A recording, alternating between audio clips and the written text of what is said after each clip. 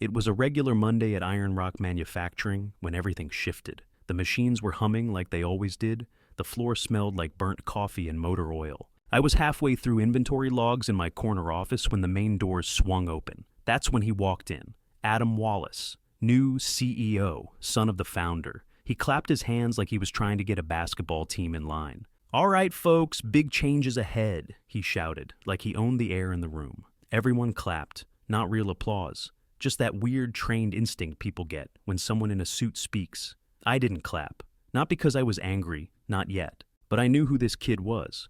He interned with us 5 years back, tried to overhaul the logistics system with some half-baked cloud software he barely understood, nearly wrecked 3 vendor contracts in 2 weeks. We had to work nights to fix the mess before Tom found out. Tom Wallace, his father, built Iron Rock from the ground up, ran the place like a warship.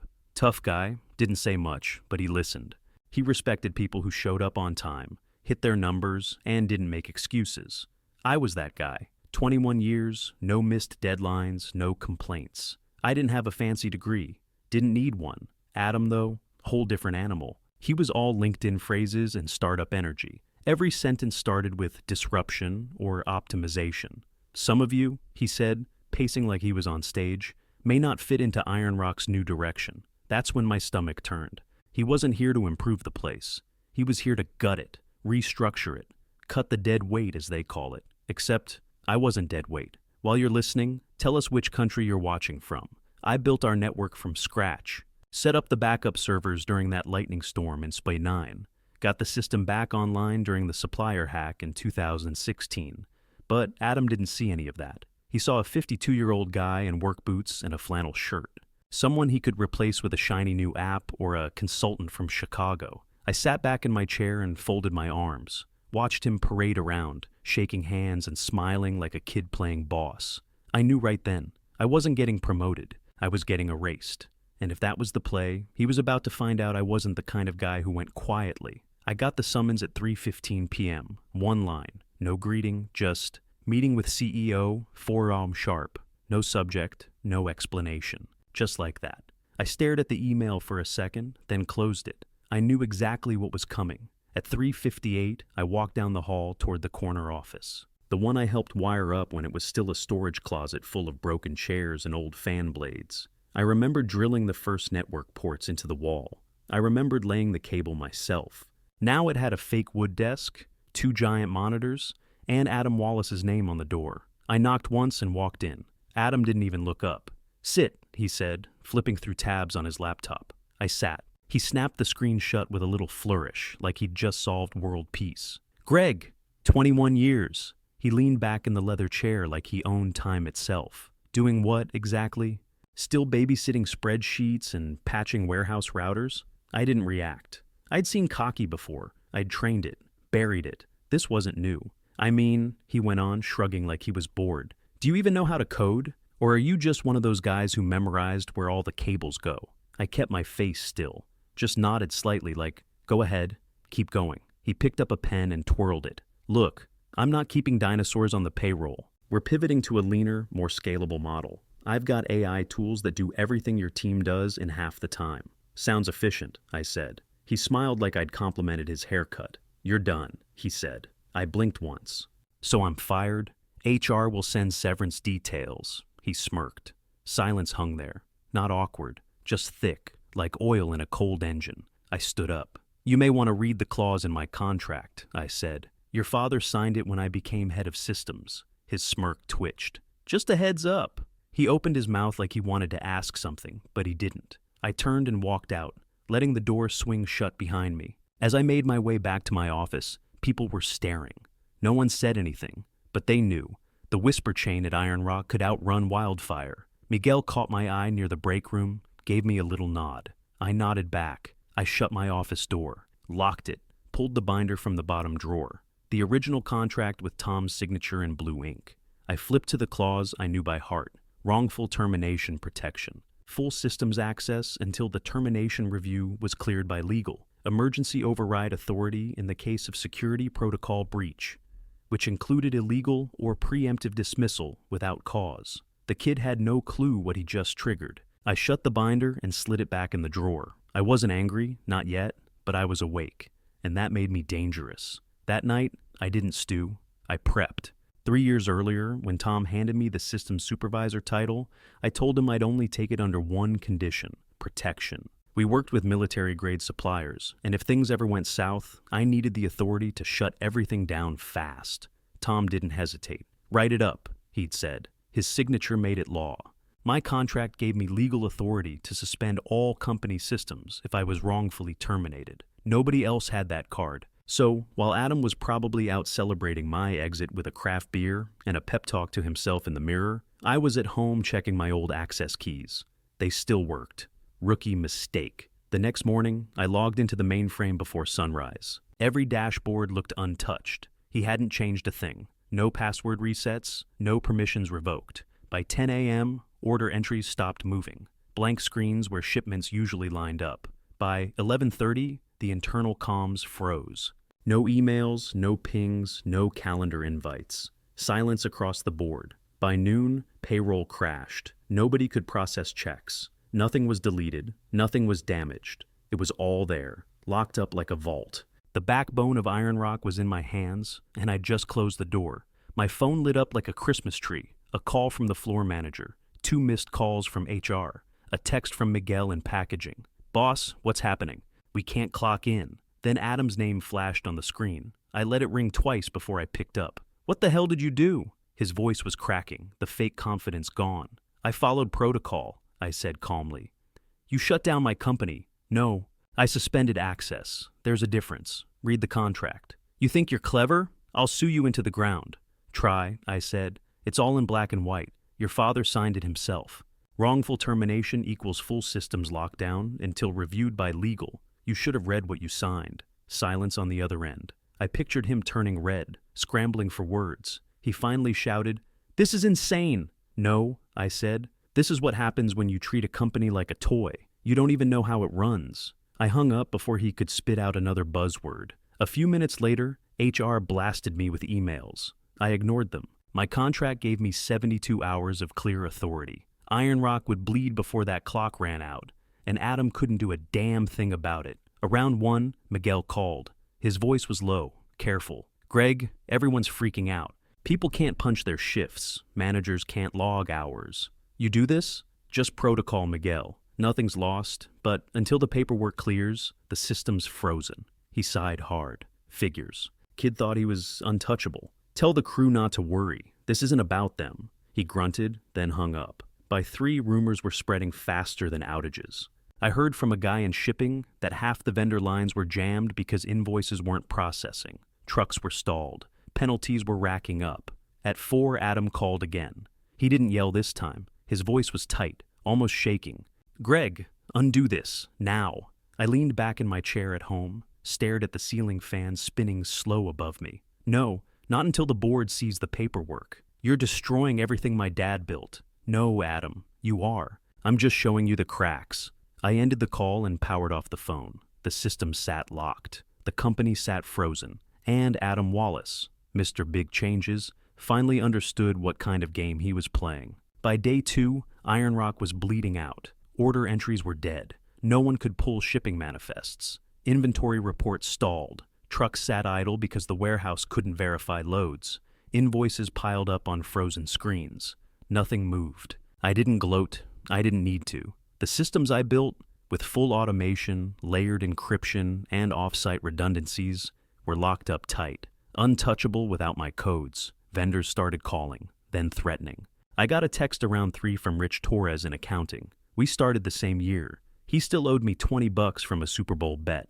"Rich, board meeting at 5, just a heads up. Adam's cooked." I didn't reply. I was already busy. See, while Iron Rock was crashing, I was back at work. Real work. Freelance gigs, local shops, smaller networks. Honest pay, no politics, no suits trying to play tech wizard after reading a business blog. A mechanic in Dayton needed a new POS setup. I knocked it out in 2 hours. A home security company in Akron wanted help streamlining remote access. Done by dinner. I was booked solid by lunch the next day. The kind of work I liked. Fast, quiet, and clean. But Iron Rock wasn't going away that easy. On day 3, I got an email marked urgent. Subject line: emergency board call, immediate attendance required. I clicked it open, leaned back in my chair, and joined the link. Renee Phillips, board chairwoman, popped up first. Professional, calm, always looked like she was 5 seconds ahead of everyone else in the room. The rest of the board followed. 8 familiar faces. Adam was the last one in. He looked like hell. Shirt wrinkled, face red, tie crooked. Like someone who hadn't slept since he realized the Wi-Fi didn't fix itself. Renee cleared her throat. "Greg, thank you for joining." I nodded. "We need clarification. Were you offered severance?" I looked at Adam. He was staring off screen, jaw tight. "No," I said. "Not a word." He opened his mouth, but Renee lifted a finger. The room went silent. She turned back to me. "Your contract gives you authority to lock systems under wrongful termination." "That's correct," I said. Clause 12. "And this lockout ends only after review by legal counsel, unless lifted voluntarily by you." "Also correct." Renee didn't blink. "What are your terms for unlocking the systems?" I leaned in closer to the camera. "Public acknowledgement of wrongful termination, a letter of reversal, and an apology in front of the crew, not an email, in person." Adam let out this weak, bitter laugh. "You serious?" "Extremely." His face twitched. "You're holding us hostage over pride?" I raised my eyebrows. "No, I'm holding you accountable over disrespect." The room was quiet. One of the older board members, Kent something, couldn't remember his last name, leaned in. "That's all you want? No money?" "I'm not interested in a payout," I said. "I want the people who watch me get tossed like trash to see the truth. That's it." Renee folded her hands. "Adam?" He didn't answer. She tried again. "Adam, do you object?" He muttered something under his breath. "Speak up," Renee snapped. He looked up, eyes glassy. "Fine, whatever, I'll do it." "Not good enough," I said. "I want it in writing. I want it by tonight. And if you miss the deadline, I extend the lock another 72 hours. He stood up and stormed off camera. Renee sighed and looked back at me. "You'll have your terms in writing, by tonight." I nodded. "Then we'll talk system restoration." She ended the call. I sat back, cracked my knuckles, and opened another client ticket. Iron Rock could wait. The next morning, while I was running diagnostics on a new client's firewall, my phone buzzed. Unknown number. I almost ignored it, but something told me to pick up. "Greg," the voice said, gravelly, slower than I remembered. I knew it instantly. "Tom?" "Yeah, I heard what happened." He paused, breathing heavy like the words weighed something. "I should have called sooner." "It's all right, Tom." "No, it's not. Adam mishandled everything. I gave you those rights for a reason, to protect the company, not to be used against it." I let the silence sit a second. "Can we talk in person?" "Yeah," he said. "Meet me at the Harbor Diner." 2 o'clock. By the time I pulled into the lot, the place looked the same as it had 20 years ago. Cracked sign, neon coffee cup half lit, a waitress leaning on the counter inside. Tom was already there, sitting in a booth by the window. He looked older, shoulders hunched, his once dark hair almost white. He stood when I walked in, but his knees didn't like it. I shook his hand anyway, firm, same as always. "Greg," he said, nodding me into the seat across from him. The waitress dropped off 2 mugs of coffee without asking. She knew Tom. Everybody in town did. We didn't waste time. He reached down, pulled a brown folder from his briefcase, and slid it across the table. "Take a look." I opened it. Inside was an offer. 30% stake in the systems division, permanent authority over infrastructure, and full public credit for everything I'd built. I didn't move. I just stared at it. "You earned this?" Tom said. His voice was low, steady. "Adam doesn't get it. He never did, but I do." I tapped the page. "What about him?" Tom sighed. "He steps down after the next vote. The board's already lining up. They've seen enough." "Voluntary?" I asked. He shook his head. "Forced, but clean. He'll walk away with whatever dignity he's got left." I sat back, folded the folder shut. "That's your son, Tom." "I know." His eyes dropped to the table. For the first time in all the years I'd known him, he looked tired. "I built Iron Rock for my family, but I built it wrong if it can't survive him. That's on me." The waitress came back, topped off our mugs. Tom didn't even notice. He rubbed his temples. "I don't want the company to die, Greg. Not like this. You keep the systems alive. You keep Iron Rock alive. That's why I gave you those rights. That's why I'm here now." I thought about all the years I'd put into that place. All the weekends, all the nights fixing crashes and patching bugs. I thought about the crew who still worked the floor, wondering if they had jobs tomorrow. "Why me, Tom?" I asked. He looked me dead in the eye. "Because you were loyal when you didn't have to be. You didn't just work for Iron Rock, you carried it. And now it's time everyone sees that. I didn't smile. I didn't thank him. That wasn't how this worked. I slid the folder back across the table, then pushed it right back toward me. "I'll take it," I said. Tom's shoulders dropped like he'd been holding his breath for days. We shook hands. His grip was weaker than it used to be, but it was steady. No more words. We didn't need them. The following morning, I pulled into the Iron Rock lot at 7:02 a.m. Same gravel crunch under the tires, same sour coffee smell leaking out from the break room vents. I stepped out of my truck and walked toward the main floor. The front doors were already propped open like they knew I was coming. Inside, the entire crew was waiting. Forklift drivers, welders, line techs, supervisors, all of them lined up near the main server console. The one I built, the one Adam probably couldn't even power up without a manual. Renee stood front and center in a sharp navy suit, clipboard in hand. She gave me a single nod as I stepped onto the floor. Adam was there too, off to the side. Wrinkled shirt, arms crossed, face stiff. He looked like a kid about to get sent to the principal's office. Renee's voice was clear. "Greg, will you restore the systems?" I didn't answer right away. I scanned the room, made eye contact with Miguel, then Brian from shipping, then Erica from accounting. Every one of them had backed me for years. "Yeah," I said finally. "I'll bring it back. But one condition." Renee raised an eyebrow. "Let's hear it." "Every member of my former crew," I said, loud enough for the whole room to hear, "gets permanent contracts, no more temp status, and a raise, across the board. No exceptions." Before she could speak, I added, "They're the ones who kept this place running long after the lights should have gone out. You want Iron Rock alive? Then you don't just bring back the system. You bring back the people who make it work." Renee didn't blink. "Done."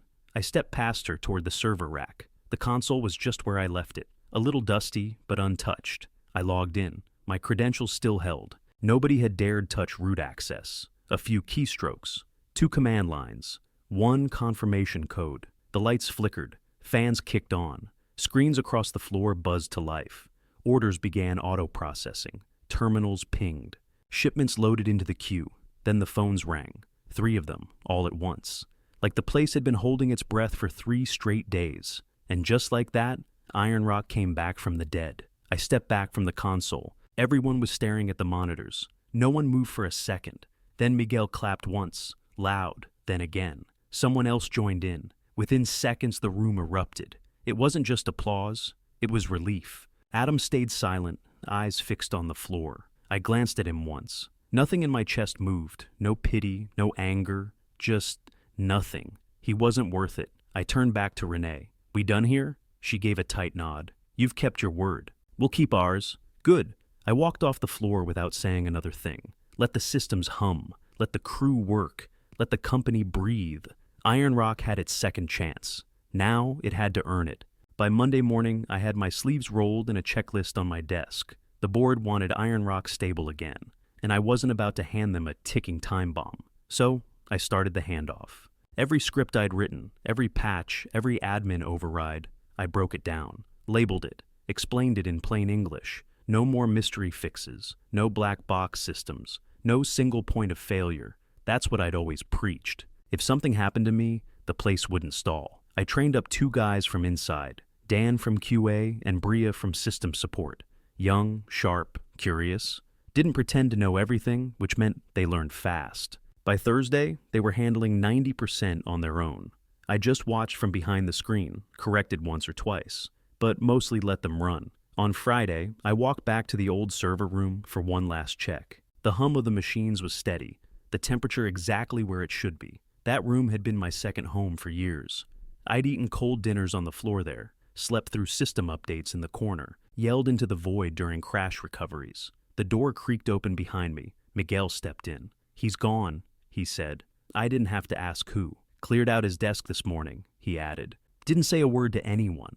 I stared at the rack for a few seconds. "Figures." Miguel crossed his arms and leaned against the wall. "You know, we're proud of you, Greg. You stood up. For all of us." That hit harder than I expected. I didn't say anything right away, just gave him a short nod. He didn't push it. He never did. We walked out together. That Sunday, I drove up to Calhoun Hill Cemetery. The leaves had just started to turn, orange and red spreading across the maple trees like fire on slow burn. I brought coffee and sat cross-legged next to my dad's headstone. He'd worked machines his whole life. Metal presses, welders, heavy gears that would rip your hand clean off if you weren't paying attention. He didn't talk much, but when he did, it stuck. I could still hear him plain as day. Never let someone else tell you what you're worth. That's your job. I rested my hand on the cold stone. I did it, Dad. Not just for me, for the whole damn crew. We didn't let them wipe us out. The wind picked up a little, shaking the trees behind me. I sat there for a long while. Didn't check my phone. Didn't think about contracts or control panels. Just sat with him. I stood up when the sun dipped behind the trees, brushed the leaves off his name. "See you soon," I said. Then I walked back to the truck and didn't look back. 2 months later, I stood outside a converted garage in Parma, Ohio, holding a pair of scissors in front of a fresh vinyl sign, Mason Tech. No marble floors, no shiny corporate art, just solid desks, reliable servers, and a crew that showed up on time and gave a damn. Some came from Iron Rock, folks who knew how to work under pressure. Others were new, rookies with zero ego and fire in their gut. We'd pulled 12 jobs before the doors even officially opened. 38 clients signed within the first 6 weeks. The ribbon fluttered to the pavement. People clapped. Not loud, not staged, just real. I gave a short speech. Didn't write anything down. I built my career out of sight. No fanfare, no spotlight. Just showed up, fixed what broke, kept things running. For years I was overlooked, underpaid, dismissed, but I never stopped building. You don't need applause to do something great. You just need grit. That got a few nods, some smiles. A solid round of applause, small, honest, that was enough. Later that night, after locking up and turning off the lights, my phone buzzed. Unknown number, text only. "Can we talk?" Adam. I stared at it for a second, then hit call. He picked up fast. His voice was quieter than I'd ever heard it. I messed up. "Yeah," I said. Long pause. "I'm sorry," he added. "For everything. I accept that," I said, "but I'm not giving you peace. You earned that on your own." He didn't argue, didn't try to make it right. Just said, "Yeah, okay." We hung up. A week later, I drove past the old Iron Rock lot. New signs were up. New logo, new name. Adam was gone. The building still looked the same, but it didn't feel like mine anymore. That was fine. Now my name was on the front door of my own company, on the contract headers, on the back-end systems of over 40 clients and counting. Not bad for a guy they once called a useless old tech. I didn't win by revenge. I didn't need to crush anybody. I won by knowing exactly who I was, what I built, what I brought to the table, and never, not once, letting someone else define that for me.